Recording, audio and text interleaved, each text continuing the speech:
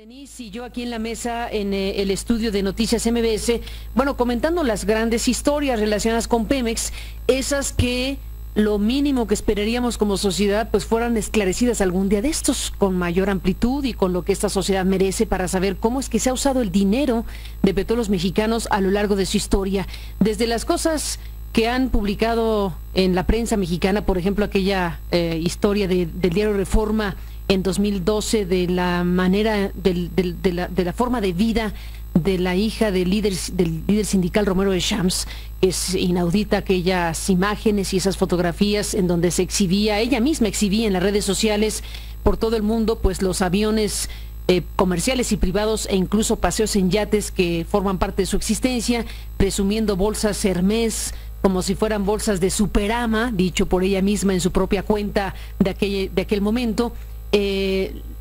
Sus viajes con los famosos perros Keiko, Bol y Morgancita, que eran bastante ofensivos, tratándose de una manera de vivir pues relacionada con la familia del líder sindical Romero de Champs, que a su vez también hay muestras periodísticas muy claras a lo largo de la historia, pues se sabe que tiene, por ejemplo, ese departamento en Boulevard Cuculcán, una de las zonas más caras en Cancún, o el yate famosísimo del Indomable, que tiene en su poder de más de millón y medio de dólares según los reportes de la prensa mexicana, o lo que logró obtener la revista MX en 2008 a través de una investigación muy famosa en su momento y que ahora la recuperamos desde luego,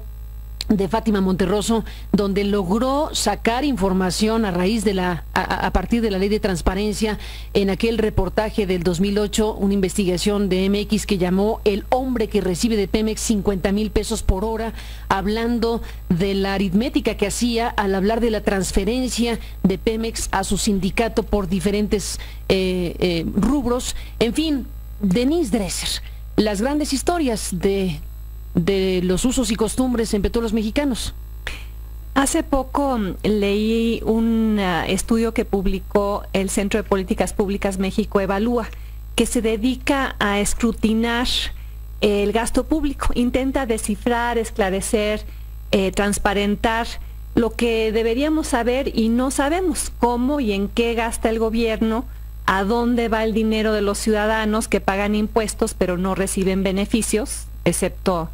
claramente la hija de Carlos Romero de Champs, a dónde se destinan los recursos que el petróleo provee. Esas siguen siendo preguntas sin respuesta, Carmen, sin contestación, sin atención siquiera, preguntas que no se van a resolver tan solo con cambiar el contrato colectivo en Pemex para elevar la edad de jubilación, una medida necesaria pero insuficiente. El reporte de México Evalúa dice que en los últimos 8 años el promedio anual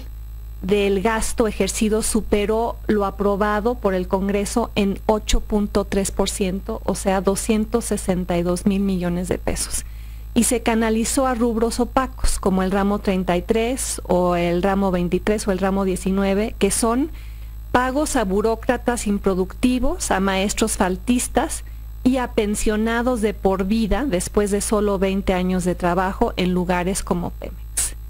Para eso se usa el dinero de Pemex, para financiar clientelas, para mantener privilegios, usando el dinero de todos para que lo aprovechen solo algunos. ¿Y qué decir sobre el famoso Fondo de Estabilización de Ingresos Petroleros, que el que iba a estar financiado por los excedentes que el gobierno obtiene vendiendo petróleo? Pues ha sido un fondo sin mecanismos de asignación de gasto explícitos y transparentes, un fondo con erogaciones que se aprueban sin conocer los proyectos y los programas en los cuales se van a gastar.